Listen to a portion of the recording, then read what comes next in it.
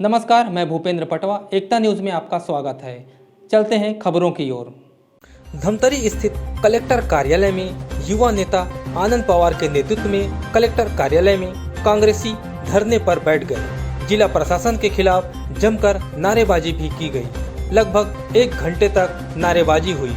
इसके बाद 3 घंटे तक कांग्रेस नेता कलेक्टर कार्यालय में अपनी मांग को लेकर धरने पर बैठे रहे। युवा नेता आनंद पवार ने बताया कि बीते दिनों धमतरी के हृदय स्थल पर कांग्रेस के नेताओं का पुतला दहन भारतीय जनता युवा मोर्चा द्वारा किया गया था। पुतला दहन के वक्त पुलिस सहित जिला प्रशासन के अधिकारी भी मौजूद थे, लेकिन पुतला दहन रोकने का प्रयास नहीं किया गया।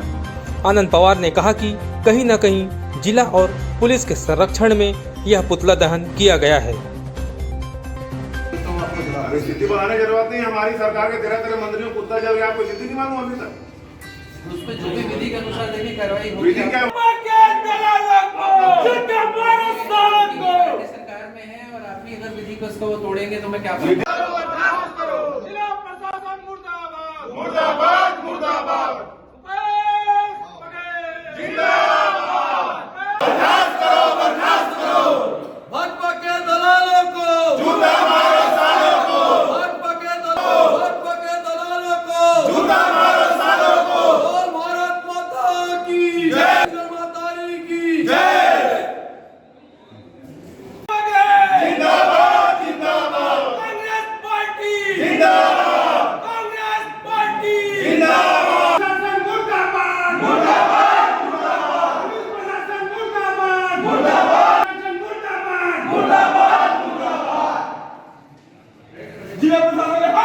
कुश्ती आ गई है जो आप मिली अरेस्ट करवाओगे।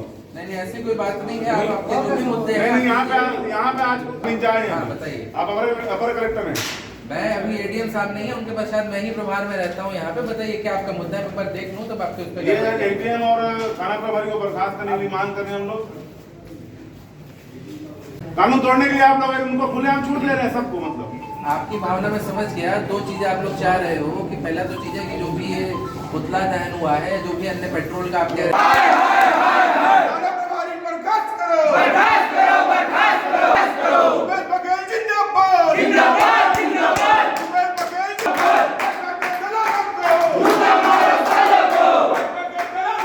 देखिए, लोकतंत्र में विरोध करने का सभी को अधिकार रहता है। अपनी जायज़ मांगों के लिए या अपने और अन्य विषयों के लिए मांग कर सकते हैं। विरोध प्रदर्शन, पुतला दहन चलता है। उसके लिए शासन लॉ एंड ऑर्डर का एक नियम बनाती है ताकि उचित स्थान पर, नियत स्थान पर और पुतला दहन या विरोध प्रदर्शन की अनुमति देती है।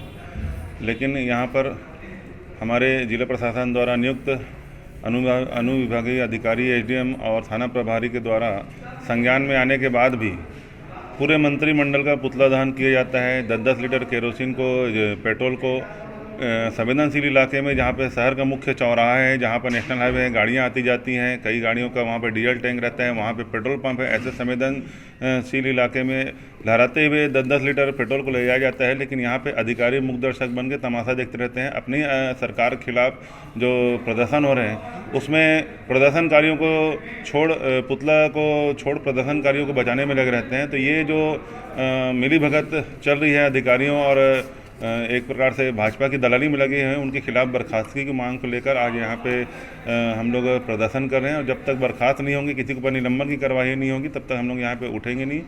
और मैं तो यही कहना चाहूँगा कि कानून पे आँच आए तो टकराना, हड़काना जरूरी है। जिंदा हो तो जिंदा नज़र आना जरूरी है। लेकिन यहाँ पे जिला प्रशासन, पुलिस प्रशासन कहीं पे कोई जिंदा नज़र नहीं आ रही।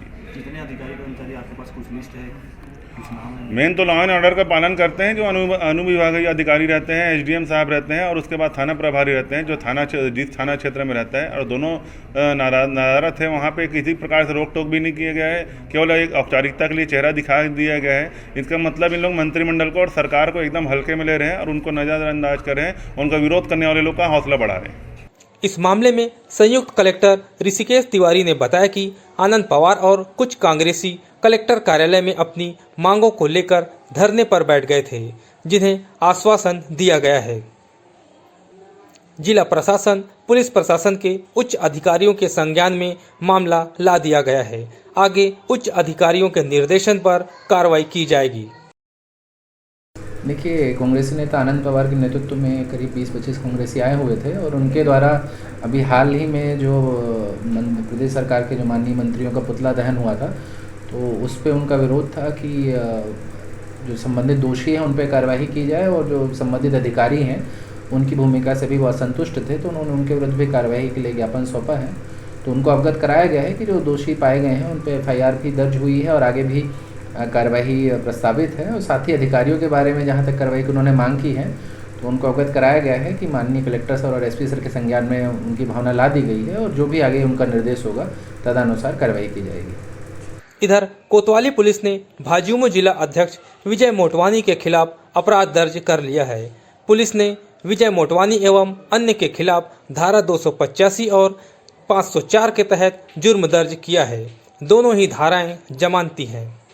वहीं भारतीय जनता युवा मोर्चा जिला अध्यक्ष विजय मोटवानी ने बताया कि FIR होने की उन्हें जानकारी नहीं है। उन्होंने एकता न्यूज से कहा कि इस तरह के आंदोलन आगे भी जारी रखेंगे।